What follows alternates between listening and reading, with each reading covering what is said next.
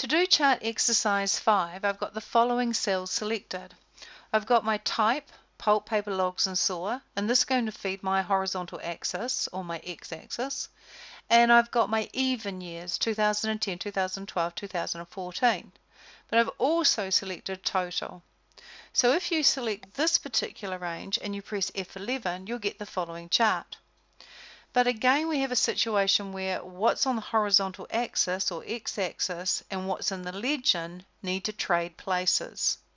To get the horizontal axis and the legend to trade places, we click the button up here in the ribbon called Switch Row Column.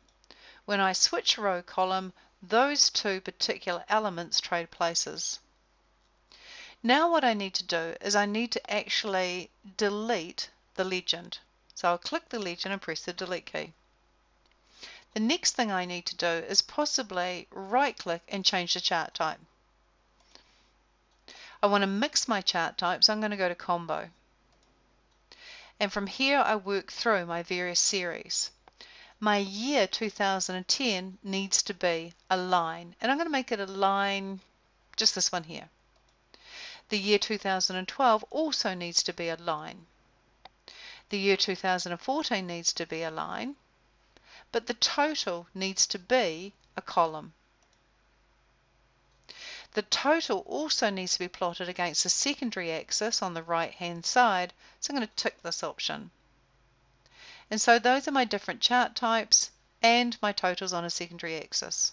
So I click OK. I need to now add a data table at the bottom of my chart.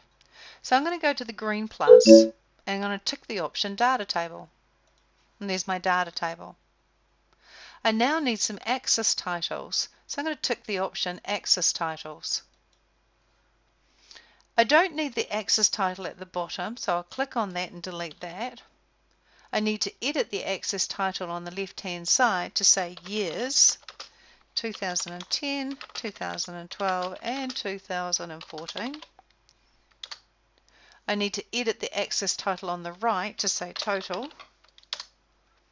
And I need to edit the chart title to say total against specific years. And that is chart exercise 5.